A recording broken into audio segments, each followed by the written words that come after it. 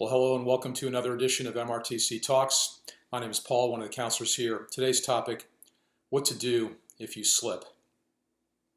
I'd like you to imagine that you successfully complete MRTC's program and that you're able to stay sober for a period of 6 months after you leave here. And then imagine on one night you end up going back to drinking or using.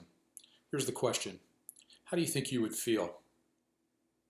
My guess is that if you ask yourself that question and answer it honestly, many of you out there would say that you would feel as though you had failed, that you had lost, that you were a loser, a screw-up, a mess-up, that the time that you had spent at MRTC had been a waste, that you hadn't learned anything, that you were incorrigible, that you were one of those guys they talk about in the program as being constitutionally incapable of being able to stay sober. A fucking loser. Any of that sound familiar? I'm guessing it does. One of the things that I want to tell you is that that is one of the most common reactions that many recovering people have in the event that they slip. And it is one of the things that only guarantees that they continue to use. Most people, when they slip, do almost exactly the opposite of what they should do. And as a consequence, they turn a slip, a small mistake, into a full-blown catastrophe by continuing to go down the rabbit hole of addiction. What I would like to do today is to share with you 3 ideas for what you should do in the event that you slip. Now you might say, hey, this is kind of a strange topic for a workshop, Paul. Isn't the whole point of MRTC to help us to avoid slipping in the first place? Well, yes, it is. And much of the work that we help you to do is aimed exactly at that purpose. But the reality is that addiction is a tricky thing. And oftentimes it takes a person a few times to be able to get the hang of being able to stay sober. And so one of the things you also need to prepare for is that in the event that you slip, and by no means are we giving you permission to do that, but in the event that you slip, it will be your reaction in the days and moments after that that determine whether you are able to get back on the horse or whether you end up going all the way down to full-blown relapse. What I like to suggest for you is 3 things that will help you in the event that you slip to be able to convert a slip into a positive experience such that it minimizes the chances that you ever go back to drinking or using again, should that be your wish. Each of these 3 things start with the letter C, and that's why they're sometimes called the 3 C's. The first C is compassion. And what I mean by that, as I've demonstrated, is that one of the things that most commonly happens when people in early recovery slip is that they judge themselves mercilessly. They beat themselves up, they criticize themselves, they chastise themselves, they call themselves names. And the reality is that that again only increases the chances that they will continue to use drugs. Because if you are feeling like a loser, if you are feeling like a failure, if you are feeling guilty, remorseful, ashamed, embarrassed at having slipped, well, we all know how we can get rid of difficult and painful feelings. Continue to get fucked up. And so that is one of the reasons why those types of reactions only guarantee that a person gets worse, not better. See if you can understand this. The chief cause of full-blown relapse is excessive guilt and shame over a slip. A person feels so badly from slipping that they deal with that, not by getting back on the horse as you might expect, but actually by continuing to use to take away the very feelings that they are given themselves. What is the solution to that? The solution to that is to be compassionate with yourself, gentle with yourself, supportive of yourself, to recognize that a slip obviously is an indication that something's not working, but rather than call yourself a fucking loser, a piece of shit, a good for nothing, you seek to realize that that is an endemic part of the process. The thing that you are all attempting here, to be able to live your life without drinking or using, is a tricky, difficult thing. It's a hard thing to do. And it is to be expected that sometimes people don't get that on the first time. Welcome to the real world. One of the examples that demonstrates that, for example, some of you guys might know Tiger Woods, obviously one of the most prolific golfers of all time, but you may remember that there came a time where he had to change his golf swing because his mechanics were such that it was hurting his back, and he had to learn a new way to swing a golf club.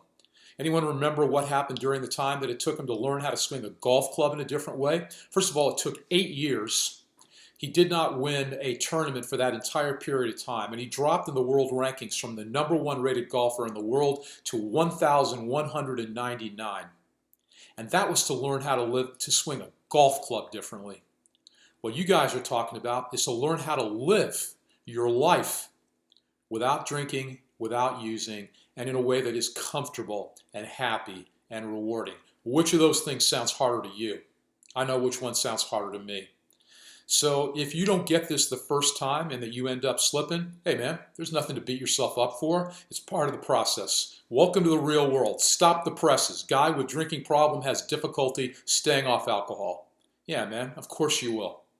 The key is to not beat yourself up, but it is to treat yourself compassionately and gently, recognizing that any personal change effort like the one that you are attempting is never marked by a straight shot up. It's always marked by 2 steps forward, 1 step back, peaks and valleys, ups and downs. The key if you fall is not to stay down, but to get back up and to try to understand what happened so that you can prevent it in the future. It's so interesting, in group, for example, when people are processing slips, to see the different reactions that people have for other people versus the reaction they have for themselves where they've slipped. You probably have heard of something called the golden rule, right? Treat other people as you would treat yourself. I always thought that was backwards, man. Most people have far more compassion for other people than they have for themselves. They treat other people far better than they treat themselves. Kind of amazing, right? That if a guy slips in group, just to look at the reaction of other people around him. Hey, man, way to go, way to be honest, way to come back from that, way to interrupt it after just one night, way to bring it to group, way to try to learn the lesson. Good job. But when they slip themselves, piece of fucking shit. So they have support for other people, but for themselves, contempt. And so one of the things that I would encourage you to do in the event that you slip is to practice something that we could call the reverse golden rule. All that compassion, all that support, all that encouragement you have for other people, try reserving a little bit of that for yourself. You're also a person, man, and you don't deserve any less than that. So the idea is to talk to yourself in the way that you would talk to a good friend who slipped. The same encouragement that you would give him, to try to reserve some of that for yourself and to talk to yourself in a charitable way. Hey, it's okay, man. This is a hard thing I'm doing. Obviously, this must be an indication that something's not working. I got to get to the bottom of this. No big deal. No need to crucify yourself. It's simply a mistake, a learning experience that I can learn from if I treat myself gently. One of the things that I also want to tell you is that, fortunately or unfortunately, I think that 12-step programs, which I am a big fan of generally, sometimes have an unwitting way of contributing to the idea that a slip is a huge failure. And that's sometimes the way that occurs is in the way they count days of sobriety. You may remember, right, that in many meetings, for example, when a person slips, it's deemed that they have back to square one, back to day 0. Well, I want to tell you a story that I think highlights, right, that fact and how you can look at things perhaps differently, more accurately, in my opinion, that can help you to, again, treat yourself with compassion. I used to be a counselor at Creekside Daytalks, and one day a young woman came into group, and she was obviously distraught. And when she began to check in, she broke down crying. And she told the group that she had had 54 days of sobriety, but that last night that she had slipped. And she was full of self-recrimination and remorse. And as she began to sob, she said, 54 days, down the fucking toilet, back to square one, back to day 0. Guy sitting across the table from her looked over at her and said, ma'am, what are you talking about? Back to day 0. What happened to the 54 days? One day of a slip does not negate 54 days of progress. You don't got 0 days of sobriety. You got 54 days of sobriety and 1 day of a slip. But you make it sound like you got no days at all. And you imagine what impact that had on that woman? That woman, her crying stopped. She began to look more encouraged. Why? Because the guy was offering her a more charitable, more compassionate, more uplifting, more supportive way of looking at the same thing. Not 0 days of sobriety, not back to square one, not back to day 0, but 54, right, days of sobriety and 1 day, right, of a loss. But this guy's brilliance didn't stop there. He went on to make an even more remarkable statement. He said, "Man, let me ask you a question." He said, "If you were a professional boxer and your record was 54-1, what would you say to that?" She said, "Like, I'd be world champ." He said, "That's what you got. 54 wins and 1 loss. But you make it sound like you got no wins at all." So my first hope for you is that if you do slip, one of the most important things that you could do is to treat yourself with compassion and the support and the encouragement that you would reserve for other people. I've told that 54-1 story many times, and it's landed, I think, in many ways very significantly on people. If it's landed on you in that same way, here's my encouragement. Take out a piece of paper, write 54-1 on it in big letters, fold it up, and put it in your wallet. And if you ever slip and you are sitting in some flea bag motel on the downtown east side wondering how it happened, and somehow you have the fortitude and the presence of mind to pull that piece of paper out and look at it, look at that 54-1. It may give you the strength to realize that you haven't failed. You simply, have made a mistake like all of us that can be learned from if you treat yourself gently and kindly. It is a myth to believe that the harder that you are on yourself, the better your chances of sobriety. Exactly the opposite is true. Now again, I'm not trying to minimize the significance of a slip or to give you permission to slip. Obviously, in this day and age of the opiate crisis, one slip can be potentially catastrophic. But what I am telling you is that if you do slip, it is going to be largely your attitude towards yourself that determines whether you're able to get back on the horse or whether you proceed, like so many people unfortunately do, to full-blown relapse. So the first of the 3 C's, again, is compassion. The second of the 3 C's is curiosity. And by curiosity, what I mean to say is that if you go back to drinking or using drugs, there is always a reason. It ain't because you like the taste of kokanee. If you like the taste of kokanee, you got bigger problems than we can solve here at MRTC. But if you go back to drinking or using drugs, it is because there is a certain reason. And if you want to convert a slip into something that benefits you, you have to understand why you slipped in the first place. And that is oftentimes a difficult thing to do because we lack insight into our thoughts, into our feelings, into our motives, into our decisions, into our behaviors. And that is one of the reasons why it can be so helpful to debrief a slip with some supportive people, whether it's your counselor, whether it's your sponsor, whether it's your friends, or all of the above, because they may be able to help you to see things that you may have difficulty seeing. One of the other myths that exist in addiction is the idea that if you slip, the slip actually occurred at the time that you went to the liquor store to buy your 6-pack of kokanee.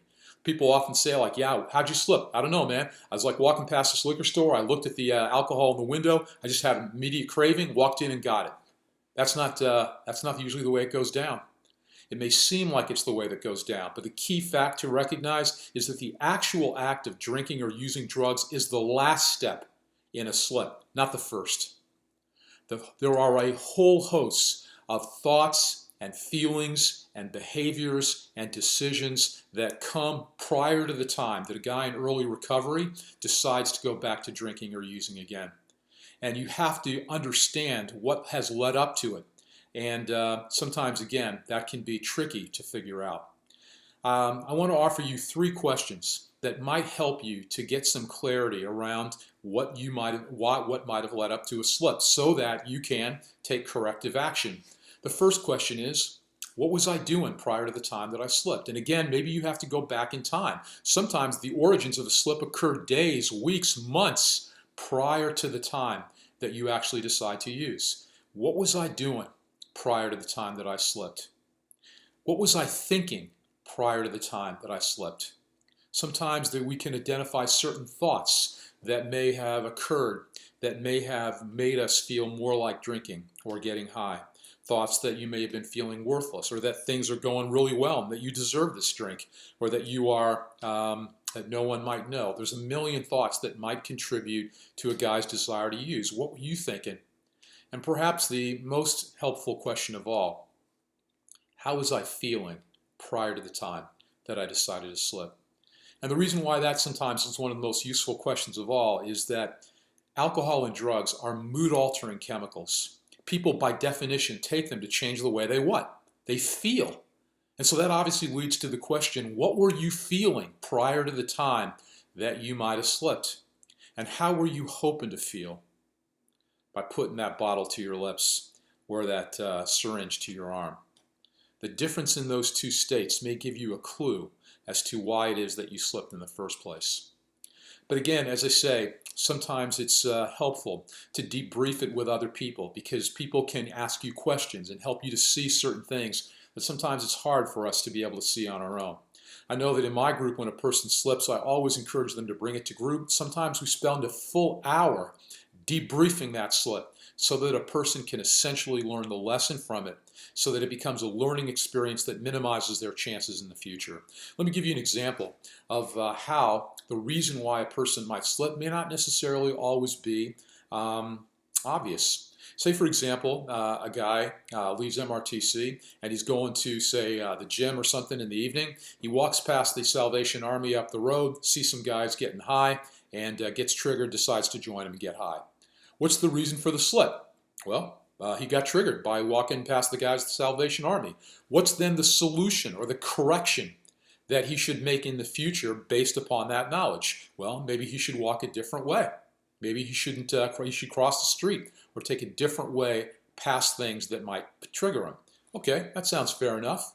But now, say for example, upon further analysis, it's revealed that that guy at 3 o'clock in the afternoon had gone to Welfare Wednesday to cash his check and ended up having $100, $95 in his back pocket that he felt was burning a hole in it, and didn't do anything about it. Now what's the cause of the slip? Well, maybe it's because he had cash on him, and that he was that rendered him fragile to being able to slip. What's the solution to that? Maybe it's to find some other way to deal with money, to be able to not carry that much money, or put money in a bank, or put it in the safe, or give it to a friend. Now a whole different set of corrective actions becomes clearer. But now, for example, what happens if you reveal that on further analysis that guy at 12 o'clock noon that same day had received a very upsetting call from his parents, in which his parents had essentially berated him and chastised him and lectured at him about how he was a good-for-nothing piece of shit, and how that had upset him a great deal, but that he had said nothing to anyone about that in the immediate hours after that. Now what's the cause of the slip? Maybe it was to numb feelings of shame and guilt and sadness and anger that he may have been carrying. Can you see where I'm driving at? If you want to solve a slip, you got to understand accurately how it took place in the first place. And unless you truly understand the root cause of a slip, you may end up solving the wrong problem, or a problem that doesn't advance you in your life. So my recommendation to you is that if you do slip, that you ask yourself those important questions. What was I thinking, doing, and most importantly, feeling prior to the time that I decided to slip, that I slipped? But most importantly of all, that you debrief that with other people, because other people, again, may be able to help you to see things that we oftentimes can't. So the first, of the 3 C's is compassion, to treat yourself gently and charitably and supportively, like you would treat a good friend. The second of the 3 C's is curiosity, recognizing that in order to make a slip a learning experience, you have to understand, how you got into it in the first place. The way out is the way you got in. And understanding accurately what led up to a slip leads then, to the 3rd C, which is correction. And by correction, I mean, obviously, once you've understood, how you slipped in the first place, then the $64,000 question becomes, based on that knowledge, what will you do differently next time to reduce the chances that you slip? In other words, what's the lesson? What's the lesson? I can't think of a more important question that you could ask yourself in a gentle, compassionate, encouraging way in the event that you slip than that simple question. What's the lesson? So those 3 things, compassion, curiosity, and correction, are the most important things that you could do, in my opinion, to be able to help yourself should you slip. You know, there is a phenomenon in addiction treatment which is called prolapse. I'm not sure if you've ever heard that term. But a prolapse, as compared to a relapse, is a phenomenon where a guy slips, but he, because he employs the 3 C's, learns the lesson of the slip so that it turns out to be, in effect, a positive. He emerges from it better, stronger, and wiser than he was prior to the time that he slipped, that it becomes a net positive in his life. Falling forward is another way to express that concept. And to me, that is the ultimate goal of any time that you slip, is to use that in a way that helps you to grow stronger, better, wiser, more knowledgeable, more prepared than you were, so that you can look back on it, perhaps, right, one happy day from now and say, you know what, that slip that occurred to me after I was out of MRTC for 6 months, that thing turned out to be, man, one of the best things in my life. Because I realized from that what I needed to do, what changes I needed to make, what adjustments I needed to implement to give myself the best chance at being able to stay sober in the future. Compassion, curiosity, and correction. The 3 C's. The way to effectively deal with a slip, should that ever occur to you, so that you can emerge in a better place than you ever started, and one day hopefully look back on it, as I say, and say, that slip that occurred, best thing that ever happened to me. Hope that's helpful, guys. See you next time.